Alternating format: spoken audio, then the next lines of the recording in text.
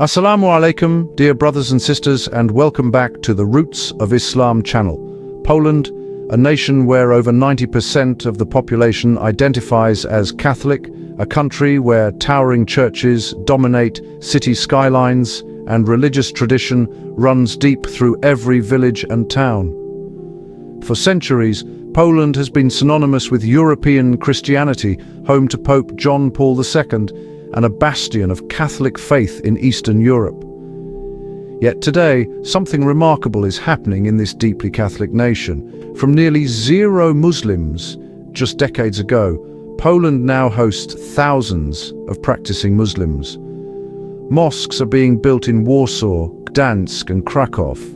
Young Polish women are choosing to wear the hijab, and in university classrooms across the country, Polish students are discovering Islam for the first time. This is the untold story of how Islam took root in one of Europe's most Catholic countries.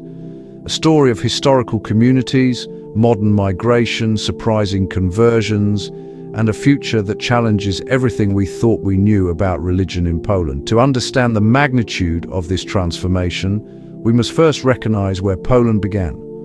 Unlike countries such as Spain, which experienced centuries of Islamic presence, or France and Germany, which welcomed Muslim workers in the 1960s, Poland had virtually no Muslim population throughout most of its modern history. During the communist era from 1945 to 1989, Poland was an isolated, homogeneous society. The state discouraged religious diversity, foreign migration was heavily restricted, and Islam was completely absent from public life. There were no mosques, no Islamic organizations, and no Muslim communities visible in Polish cities. The Catholic Church, on the other hand, remained extraordinarily powerful.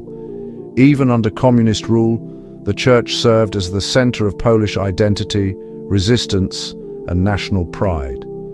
Churches were not just places of worship, but symbols of Polish sovereignty and cultural continuity.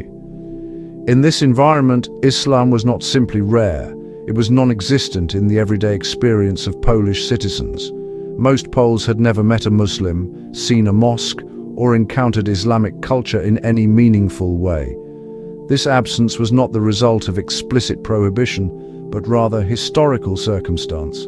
Poland lacked colonial connections to Muslim-majority regions. It had no demand for foreign labor that might have brought Muslim workers, as occurred in Western Europe. And its geographic position, locked between Germany and Russia, meant migration flows bypassed it entirely. By 1990, as communism collapsed and Poland began its transition to democracy, the Muslim population numbered in the mere hundreds, predominantly students and diplomats temporarily residing in Warsaw. Islam had no roots, no infrastructure, and no visible presence in Polish society. But within just 3 decades, this would change dramatically. While modern Muslim presence in Poland appears recent, there is one extraordinary exception to this narrative: the Lipka Tatars. These Muslims represent the oldest, continuously practicing Islamic community in Poland, with roots stretching back over 600 years. The Tatars first arrived in the 14th century, invited by Polish and Lithuanian rulers as military allies. They were granted land, noble titles, and religious freedom in exchange for their service defending Poland's eastern borders. Unlike Muslims in other parts of Europe who faced expulsion or forced conversion, the Tatars were welcomed, integrated, and allowed to maintain their Islamic faith. Over the centuries, the Tatars built wooden mosques in villages such as Kruszyniany and Bohoniki in northeastern Poland. They developed a unique identity, fully Polish in language and culture, yet distinctly Muslim in faith and practice.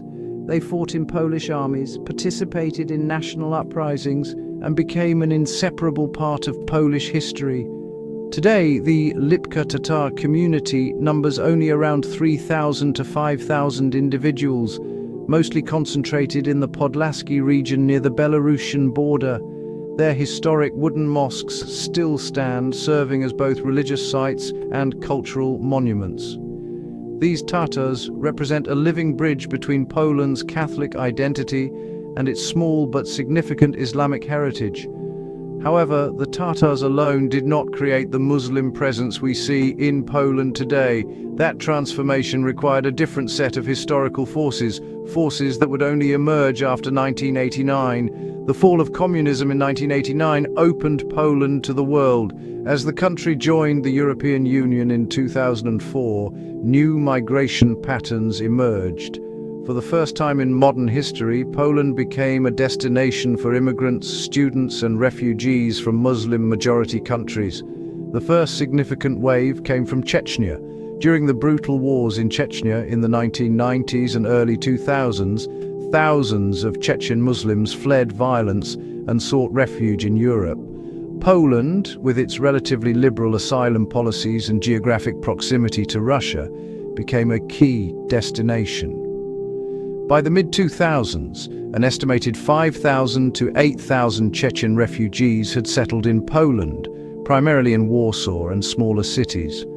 The Chechen community brought Islam into the everyday life of Polish cities.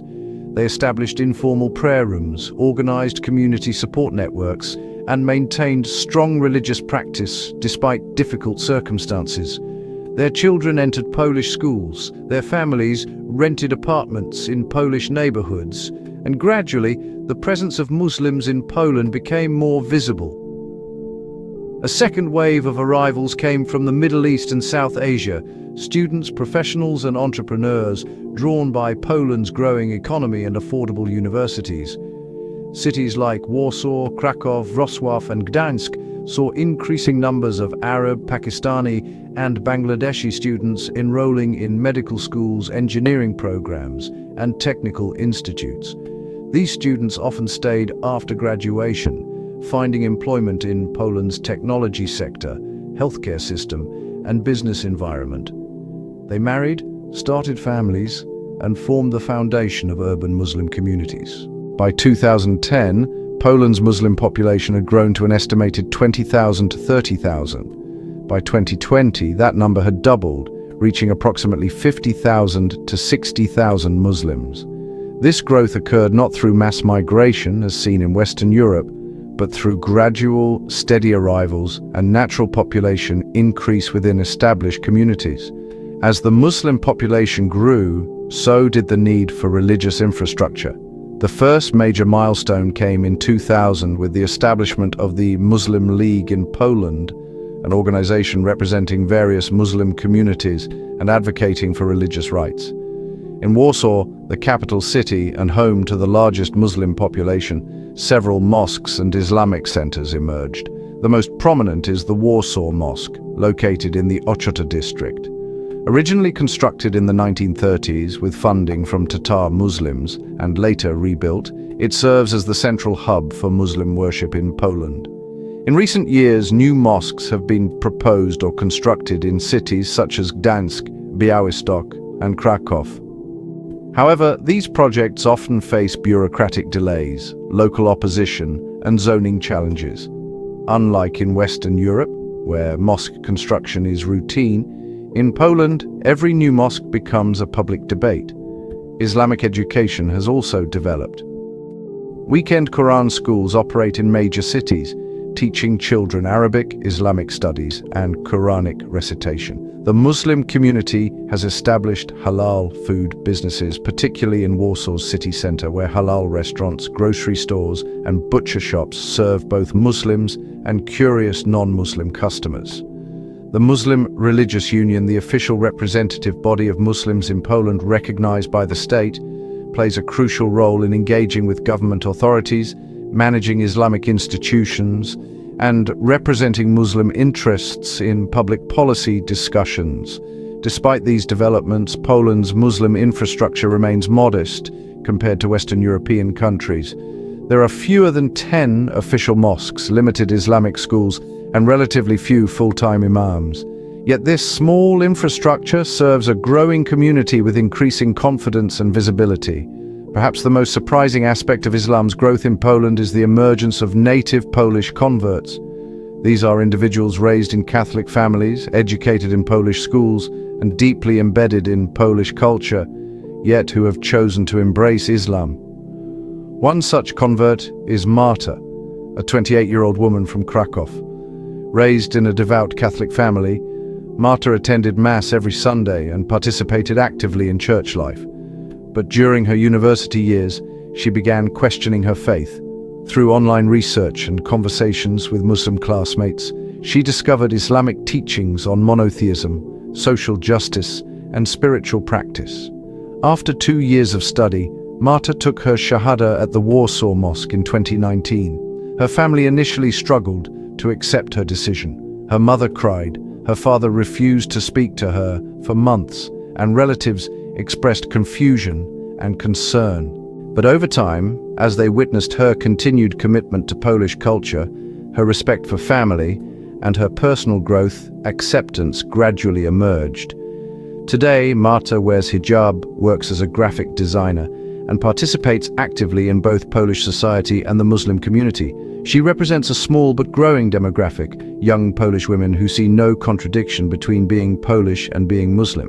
Another convert, Piotr, a 35-year-old engineer from Warsaw, embraced Islam after marrying a Moroccan woman. Initially resistant to converting, he spent years studying Islamic philosophy, history, and theology. Eventually, convinced by the logic of Islamic monotheism and the ethical framework of Islamic law, he took his Shahada in 2021. While exact statistics on Polish converts are unavailable, community leaders estimate that dozens of Poles embrace Islam annually. The Muslim League in Poland reports conducting approximately 50 to 80 Shahada ceremonies each year, many involving ethnic Poles. These conversions challenge the narrative that Islam is fundamentally foreign to Polish identity. They demonstrate that faith, not ethnicity, defines religious belonging, and that even in deeply Catholic Poland, some individuals find spiritual fulfillment in Islam. Despite this growth, Poland's Muslim community faces significant challenges. Islamophobia remains a concern, particularly in political discourse. Right-wing parties, including the formerly ruling Law and Justice Party, PIS, have used anti-immigrant and anti-Muslim rhetoric to mobilize voters. The 2015 refugee crisis intensified these tensions. Although Poland accepted very few refugees, fear of Muslim immigration became a major political issue.